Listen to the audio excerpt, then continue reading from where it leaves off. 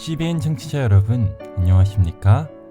하나님의 말씀으로 사랑과 행복을 드리는 기도력 방송입니다.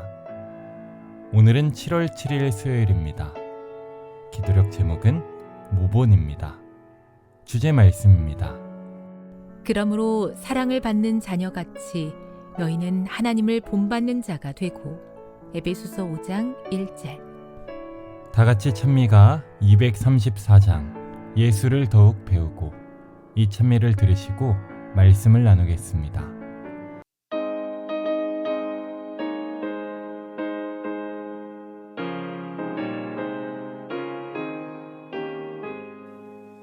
예수를 더욱 배우고 받은 바 은혜 전하며 계속해 주신 사랑을 더 깊이 알기 원하네.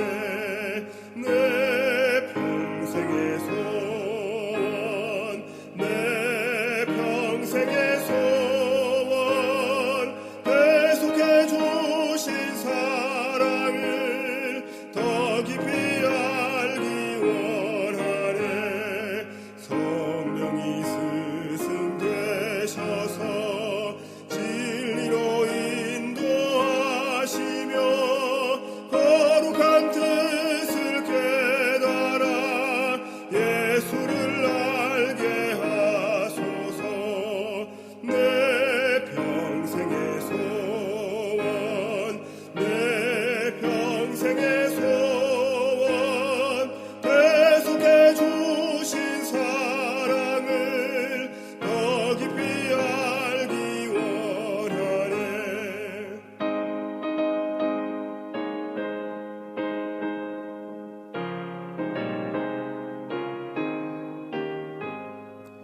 예수께 영광 돌리세. 그 이름 거룩하도다. 평화의 왕이 오신 후 그 나라 백성 되겠네. 내 평생의 소원, 내 평생의 소원, 계속해 주신 사랑을 더 깊이 알기 원하네. 어느 집을 보면 아버지와 아들이 붕어빵처럼 닮은 가정이 있습니다. 그래서 먼저 알려주지 않아도 저 두 사람이 부자지간이구나 하고 알아볼 수 있는 것이죠. 또 어머니와 딸이 외모나 분위기가 비슷한 가정도 있습니다. 이처럼 가족은 서로 닮기 마련입니다.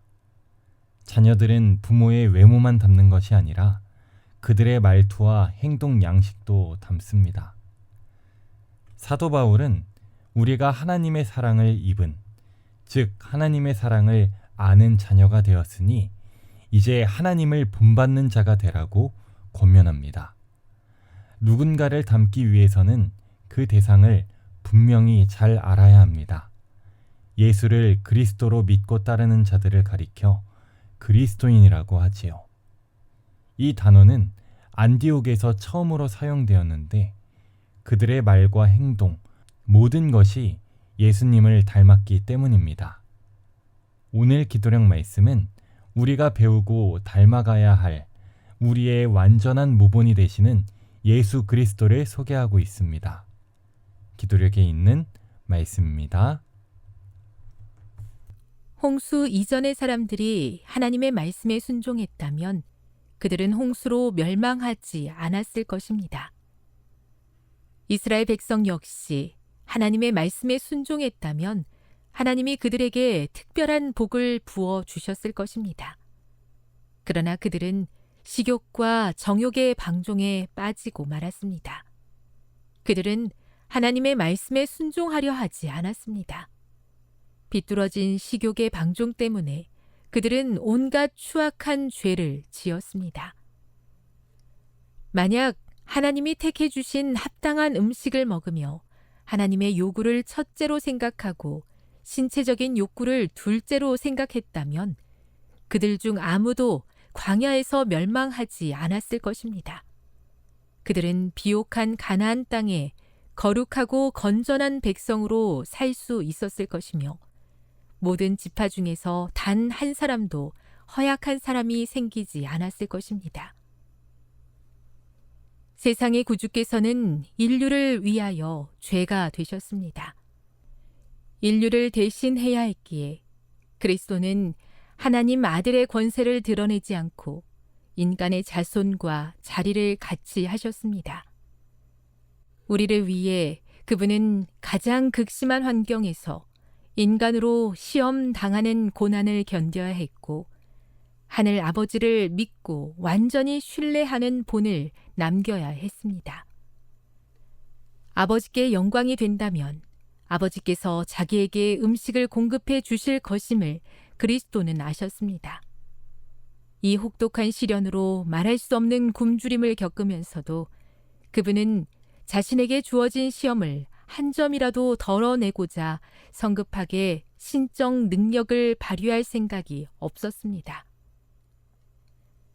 타락한 인간이 평탄한 길로 이끌릴 때는 자신을 위해 기적을 발휘할 능력, 고통과 괴로움으로 자신을 구원할 능력, 원수에게 승리할 능력을 얻을 수 없습니다.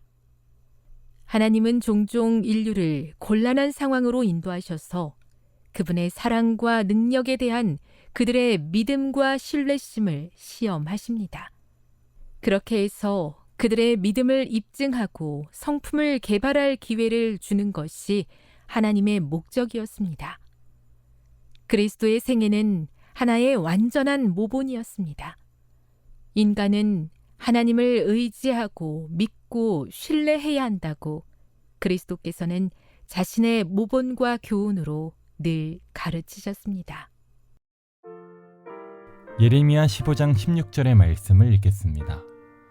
만군의 하나님 여호와시여, 나는 주의 이름으로 일컬음을 받은 자라. 내가 주의 말씀을 얻어먹었사오니 주의 말씀은 내게 기쁨과 내 마음에 즐거움이 오나. 예레미야 선지자의 별명은 눈물의 선지자입니다. 불순종하는 유다 백성들 때문에 예레미야의 눈에는 눈물이 마르지 않았습니다. 하나님이 예레미야를 통해 백성들에게 전한 기별은 듣기 좋은 기별이 아니었습니다. 강력한 경고의 기별과 책망의 말씀이었죠.